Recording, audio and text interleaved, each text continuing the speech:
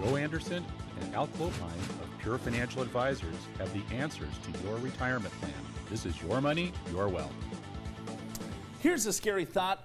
13 million people that are widowed right now, but here's this, 11 million of the 13 are females.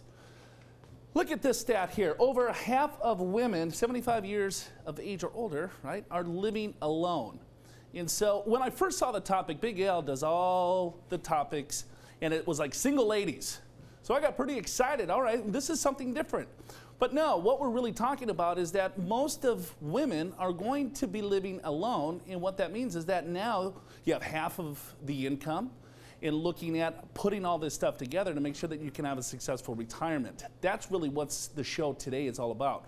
Welcome, everyone. Show's called Your Money, Your Wealth. My name is Joe Anderson. I'm a certified financial planner.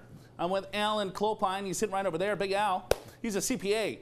We're going to get to him in just a second, but let's circle back around here, because when you're looking at planning for retirement, you might be alone. That might be very exciting, because the highest divorce rate right now are couples in their 60s, so you might want to live alone. But unfortunately, a lot of men are passing away before their spouses. A, because men die before women, and also women tend to marry older men. So when you look at a financial plan, you have to look at the unexpected, and that's what's on my mind today.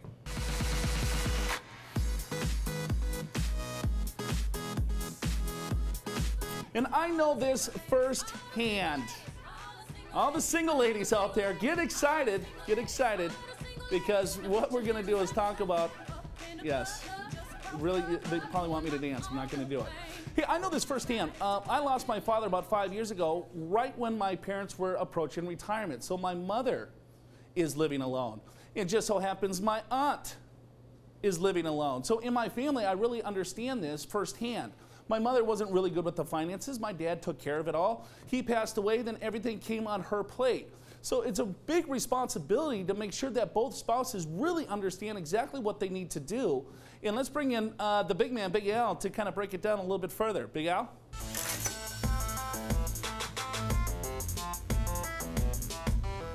I like that little single lady song there. Did you play that? Yeah, it was especially for you, Joe. Yes, well, I'm a single man. Should I say, yeah, you are a single man. And this is airing in San Diego and Orange County, so there you go. Ladies, he's a single man. Well, yeah, 75-year-old, well, half of them, right? I can. Yeah. So we can, right? There's still hope, is what you're saying. There's a lot of hope for you, Mr. Joseph Anderson. Right, but let's get into the topic here, which is, if you are single, this is true for men and women, but our focus is more women, because you just heard the stat, the likelihood for a lady to be single at some point in their retirement is actually pretty high. And for 75-year-olds, it's over half are living alone. So what do? The first thing is to get educated. Figure out, all right, what is this all about in terms of financial education? And if you're married and if your husband is taking care of the finances, then maybe you ought to get educated yourself. And in some cases, we see the wife is taking care of the finances. If you're the male, maybe you should be doing that. You need to get set up on a good savings plan. And I can't emphasize this enough, because the earlier you save and the higher level, the more often you save, the better. So we'll kind of get into that. In some cases, ladies, you may need to retire later, particularly if you've lost your husband and there's not enough life insurance or whatever it may be. And then finally, Social Security strategies are gigantic. There are, if you are widowed, there are strategies that you want to know about. If you're divorced, there's strategies that you want to know about. If you're single and never married, we'll get into that a little bit too.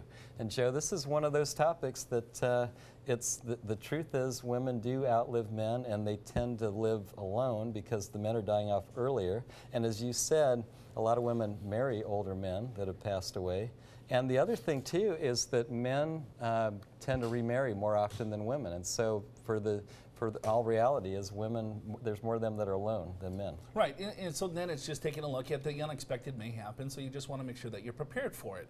And the number one thing is just to get educated just on personal finance. And that's not saying that most people are not educated on it, but you just want to take the time to say, all right, well, what do I need to take a look at here? Well, first of all, just take a look at your savings. You have a 401k plan. Maybe it's a 403b, TSP, IRAs. Look at the amount of money that you have saved. Do you have to continue to save? Because when, let's say, if your spouse passes, well, then then your Social Security benefits will be cut, right? Maybe there's a pension benefit that might go away. So you want to make sure that you do the math here and get educated on everything that has to do with your personal finances. So your savings, you want to look at investing strategies. You want to take a look at taxes, because when one spouse dies, the whole ball of game, the ball of wax changes with it. So you want to make sure that you're prepared for that, because it's going to happen, right? We just don't know when. So just being prepared is so you're ahead of the game here a little bit. Well, you're right, Joe. And part of this is when it comes to taxation. When you're married, there's a certain tax table, and when you're single, there's a certain tax table, and they're different levels. I mean, the tax rates are the same. We start at 15%. 25%, and so on. It's actually starting at 10%. Now, when you are single, you've got those same brackets, but they start a lot earlier. So, for example, taxable income, if you're married, taxable income, if it's below $75,000, you're in the 15% bracket. But if you are single and have that same income, you're in the 25% bracket. So taxes become a bigger issue. So it's really kind of just getting educated on what you need to do, what you need to learn about, so that if something does happen, whether it's divorce or you lose your spouse, then you're more prepared. Right. I think taxes is so overlooked. I mean, because as you just said, I mean, $75,000 of taxable income as a married couple, you're in the 15% tax bracket. One spouse dies, boom, it goes to 35,000. So if there's a large pension, right, or if there's large IRAs, you still have to take those distributions out, and guess what? They're going to be taxed at a lot higher rate. So you want to make sure that you're prepared for that as well. Also, savings. Let's take a look at savings, right? Because when you save money, right, that's a good thing. But when do you start saving is really the key component here. You want to be financially independent if you're male or female, if you get married or divorced, or if you're a widow or widower. Doesn't necessarily matter. But if you look at these two cases here, one person started to save at age 50, the other one at age 35. The 35-year-old saved a lot more money. Look at the differential, Al. At age 65, the person that started later in life and saved a little bit less has about $230,000. The other individual has close to $2 million. Right? This is the power of compound interest. The earlier you start, the more money that you can sock away, right, the better off everyone's going to be. Yeah, there's no question. I mean, saving often and saving early really makes a big difference. And I know some people are watching and they're thinking, you know what, I really haven't saved that much yet. And it's okay. I mean, obviously, if you could start at 25, it's even better.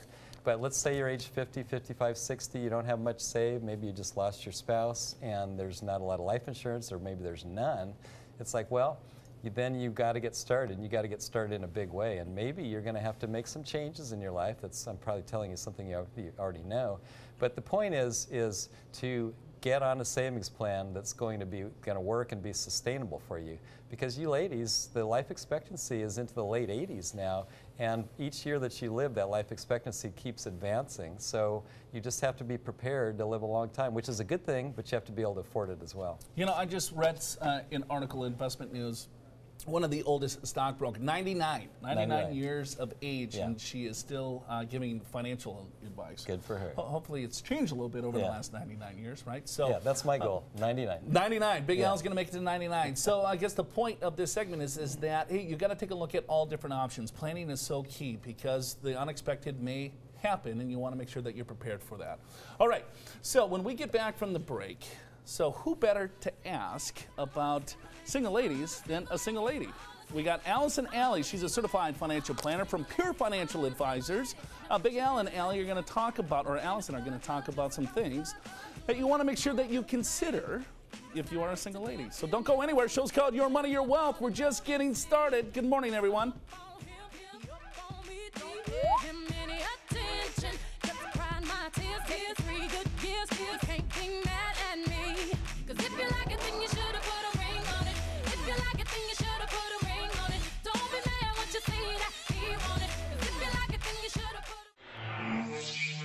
Hi, I'm Mike Bernier, Certified Financial Planner with Pure Financial Advisors. Did you know that the average household turns over more than 75% of its stock portfolio every year, according to the Journal of Finance?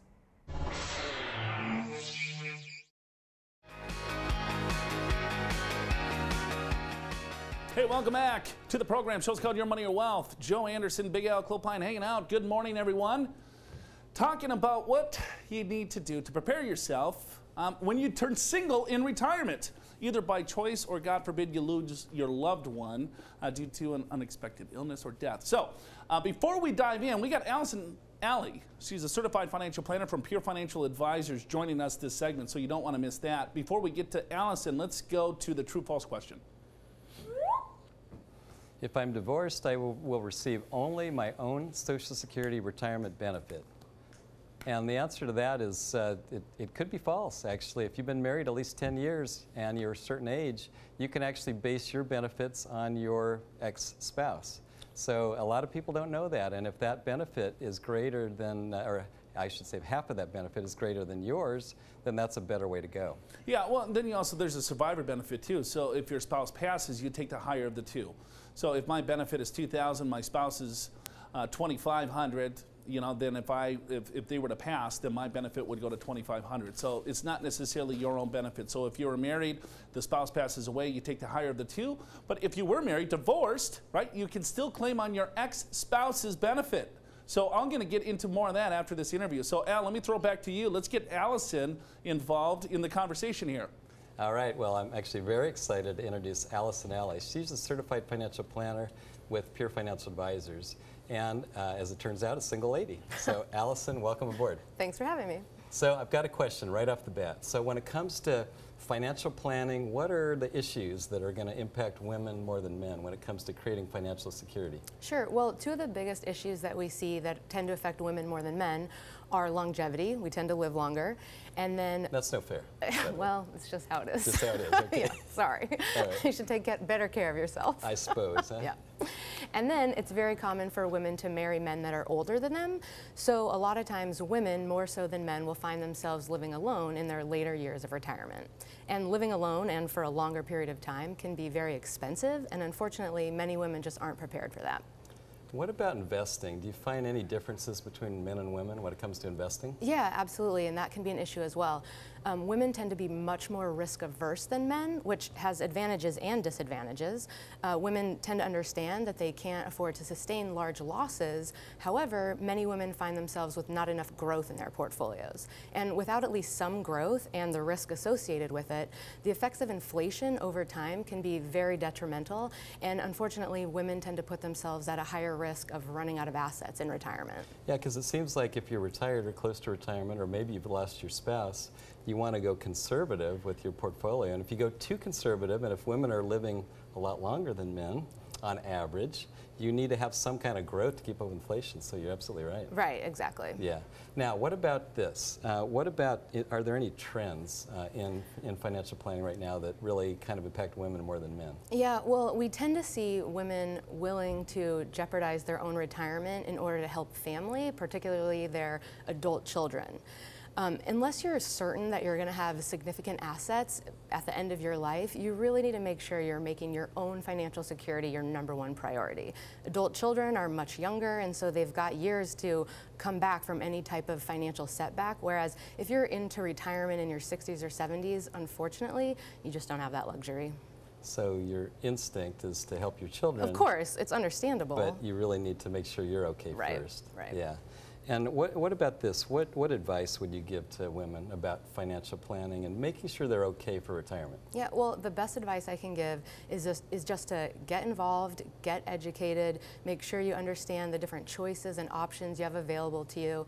Find a fee-only financial advisor that you're comfortable with and that you trust. And then if you are recently widowed, just go slowly and don't make any big decisions in the first couple of months. Well, I think that's good advice. I mean, when you've lost a spouse, the last thing you want to do is make a big financial decision that basically could change everything. Right. And it's like that's not the thing to be doing. And probably you want to wait 3 months, 6 months, maybe even a year. Yeah, absolutely. Before you make some bigger decisions. You just want to take your time and make sure you get the education you need to find out what's available to you. So there's hope for the single ladies. Absolutely. Perfect.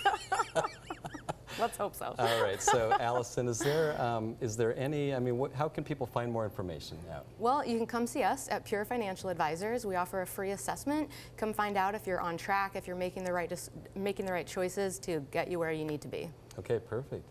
Well, there you go. That's Allison Alley, a certified financial planner with Pure Financial Advisors, and. You know, I think when you think about it, their issues are similar but a little bit different for women. And because of the longevity and because a lot of women tend to be a little bit more conservative, you want to make sure you have the right investments for you.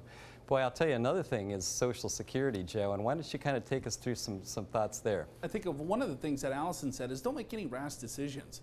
I remember when my father passed, it's like my mom is like, all right, well, here, should I sell the home? Should I do this? It's just like, just relax for at least a year, 12 months before you start doing anything crazy there. Because, you know, that worry comes in, all right, now what are the next steps? Let it sink in, of course, more, and then go from there to get your finances in order. Social Security, this is a little bit different here. So a couple of different things. I'm going to break it down two ways. Let's say if you're divorced, so you're single, and you got rid of your husband, or you got rid of your wife, and then you look at, there we go. So a couple of different things that most people might not know is that, all right, well, if you're divorced, you can still claim on your ex-spouse's Social Security benefit. Here's the rule, that you have to be married for at least 10 years to that spouse. Some individuals have been married more than once. So let's say if you were married twice, as long as you were married to each spouse for 10 years, you can still claim on the higher benefit of the two spouses. So and some people say, well, here, is it going to take the money away from my ex-spouse? No, it's not going to take the money away, so just relax there. But here's what you have to look at. It's just say, all right, well, if I was married for at least 10 years, if I was 62 years of age or older, or if you're not yet remarried, you can claim on your ex-spouse. So what you might want to do there, it's a spousal benefit. So let's say your ex-spouse had a $3,000 benefit per month, you might be able to claim that spousal benefit. Take the $1,500, which is half of the ex-spouse's benefit, or you would take yours, whichever is higher. If you do take it at 62, right, that's before your full retirement age, you would get a reduction in benefit. So that's one way to take a look at things. Now, let's say if you are widowed. Here's different rules. Now, you have a retirement benefit when it comes to Social Security, and you have a survivor benefit. These are two separate pools of money, which most people don't understand. Your retirement benefit and you have a survivor benefit, two separate pools of money. So there's different strategies that you want to look at. So if your husband or wife, whatever, passes, you can claim a survivor benefit as long as you are 60 years of age. So it's not 62, it's 60. So here's a strategy that you might want to take a look at. So let's say your spouse dies prematurely, you turn 60. You can claim that survivor benefit, all right? You take that benefit. You can take it at 60, 62, whatever. If you take it at 60, just know that you're going to receive a reduction in benefit. But you take that income. If you're still working, there's some phase out, so they'll take some money away from you. So assume that you're not working at age 60, you can take that survivor benefit and let your retirement benefit grow at 8% per year. So it's just going to be toggling back and forth here. All right. Now, if you remarry, you can remarry as long as you're over 60. Okay, so you can still claim that survivor benefit if you remarry, but you have to be over 60 to head down the aisle again. Now, divorced spouses may also qualify. So when it comes to Social Security, right, if you're married, there's 527 different combinations to claim your Social Security benefit. Now, if you were one of the spouses were to pass, you get divorced, then there's so much more convoluted type of strategy that you want to take a look at. So I would encourage you to speak with the Social Security Administration when it comes to this, or work with a qualified advisor that can help you kind of weed your way through the mess here when it comes to Social Security. But just understand this, that if your spouse did pass, there is a survivor benefit that you might be able to take advantage of. Okay, if you were divorced, you still be able to claim on your ex-spouse's benefit. So there's just rules that you want to make sure that you are aware of, but that's extra money in your pocket. You want to make sure that you're educated when it comes to this. Hey, we got to take another break. Do not go anywhere. When we come back, we're going to basically kind of wrap up the show and then flip it back to you. A lot more email questions to get to today, so we will be back in just a second. Don't go anywhere. Show's called Your Money and It's Your Wealth.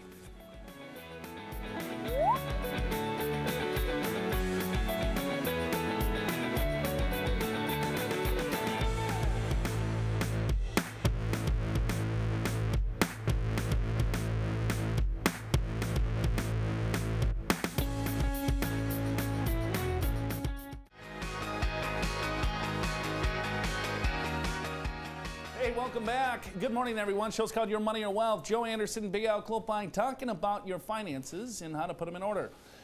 Wait around. Over the next couple of minutes, we're going to flip the show back to you and answer your email questions. It's always a big hit of the show. But before we do that, let's go to your true-false question.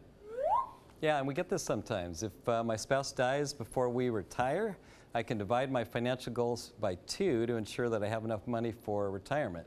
So in other words, spending $100,000 right now, my spouse passes, I can cut that in 2, so now I'm $50,000. Does that work? The answer is absolutely not. It's false because... Can you cut your mortgage in half, I guess, right? Well, you can't. That's the whole point, is your mortgage will stay the same, your property insurance will stay the same, your property taxes will stay the same.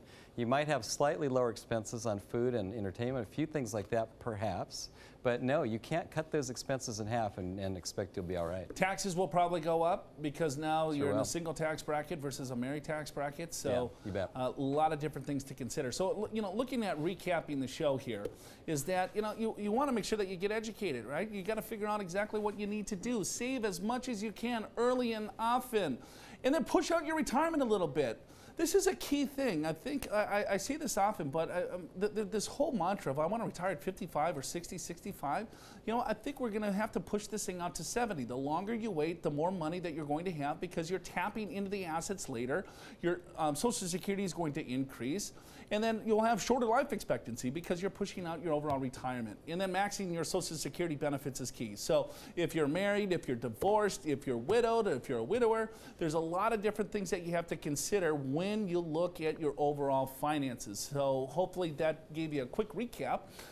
Let's flip it to the viewers, Big Al. Let's go to the email questions. All right, so this is Leslie in Santee, and she writes that my spouse passed away earlier this year. Can I roll his IRA into my retirement account? If so, do I have to take the required minimum distributions for both of us or just myself? Leslie, great question. Joe, I'm going to turn this over to you because you are Mr. IRA. Well, it depends on how old she is, right? Is that, okay, well, let's say if she is not of age 70 and a half, and so the husband passed, she can roll that retirement account into her own. There is no penalty for that. That's a tax-free transaction. She would not have to take a required distribution until her age 70 and a half. All right, but here's the catch with this, is where it might surprise you. Let's say that the husband had $500,000, the wife has $500,000, and they both have to take required distributions. Let's say if they're both alive. So they have to take out roughly 4% out of the overall account if they're in their early 70s. Now, if the husband dies, that $500,000 rolls into her own. Now it's $1 million. She still has to take her required distribution, but now it's at a lot larger balance. So the dollar figure roughly will be the same in some cases. And then looking at that higher dollar figure, right, now you're at a single tax rate. This is where seeing a lot of individuals losing a lot of their retirement accounts to taxes. On the flip side here is this, is let's say that they're both under age 70 and a half, so there is no required distributions, and maybe they're younger, maybe they're in their 50s. It might make sense for then the spouse to keep it in the spouse's name, because then she could take distributions from that account and avoid the 10% penalty. If she moved it into her own account, then she would have to wait until 59 and a half to take any distributions without the 10% penalty. So there's a lot of different ifs, ands, buts about it, but it's just looking at the planning there. Hopefully that answered your question. Alan, next email is ready. And Joe, as you said, I mean, you have a choice. You can keep it in you can roll it to your own name or keep it in your spouse's name. And there's advantages and disadvantages, so you have to take a look at it. Now, we've got Sammy in Oceanside. And he writes, my pension plan allows me to opt out of the spousal survivor benefit so I can receive a higher benefit for myself. What's the best long-term choice? Well, that's a good question, and it kind of depends case by case, but realize this, a lot of pension plans do allow a survivor benefit, meaning that if you pass away, your spouse will continue at some level. Maybe it's 50% of your benefit, 75, maybe even 100% of your benefit, but what you give up is you don't receive as much of a payment each month. And so it depends. Sammy, I'm assuming that your wife is, I mean, being a lady, is probably going to outlive you. I could be wrong. Maybe she's older. I don't really know. But that's what you got to consider is if you pass away, is it going to be a hardship on your wife? And if so, maybe you want to do the spousal benefit. In other cases, maybe it's better just to take the higher benefit for yourself and get some life insurance. That could cover it too. So there's all kinds of ways to look at it. Right. Yeah, you just have to take a look at the overall situation of the family. So if you do take the single life, right, you're going to receive the highest benefit possible, right? But if you were to die the next day, then that pension's gone, right? The spouse gets a zero. In most cases, you might want to make sure that you protect the spouse, because if the pension's big enough, all right, well, here, I want to make sure that the spouse is protected if I were to pass, so that there's still some level of income. However, if the spouse has their own pension, or maybe the Social Security is large enough, maybe there's a lot more assets involved, whatever the case, it's just a little bit of planning to figure out what is the best step, because once you elect, it's irrevocable. Let's go to the last one, Al, and get out of here. Okay, very quickly, Chloe Escondido, is the money in my IRA protected from my creditors if my children inherit it? Oh, that's a good question. There's actually a brand new law that, with regards to if you get an IRA, inherited IRA, and you're not the spouse, there is no creditor protection. But if it's your own bills, I'm actually not 100% sure of that question. Do you know, Joe? If it's your own bills? In other words, it's her bills and the kids inherit the IRA. No, if it's a non-spouse, there is no credit protection. If it's based on her bill, I was like, bills? Yes, that's what I'm saying. What the heck are you talking about? Bills? Anyway, is that her husband's name? So Bill? we'll have the answer next week. No, I mean, if it's her, yeah, well, no, they would go to the estate first. So if she had creditors and things like that after her estate, that IRA is still part of her estate, even though she's got a direct beneficiary. So yeah, if she filed BK or something like that, those assets would be subject to those bills, those creditors, and then it would go then to the heirs. The heirs wouldn't have any creditor protection in case if they got sued or things like that. So when it comes to IRAs, there's a lot of different rules and regs that you have to make sure that you look at, and they're changing all the time. So hopefully I crammed all that in a couple of seconds. Hey, I want to thank Allison Alley, Certified Financial Planner from Pure Financial, for joining us today. It's always nice to have someone with a little bit more sense than me. I want to thank Big Al for killing it today. My name's Joe Anderson. I want every one of you to have a wonderful, wonderful weekend. Next week, we're talking more about Social Security. And guess what? You just watched another episode of Your Money, Your Wealth. Have a great weekend, everyone.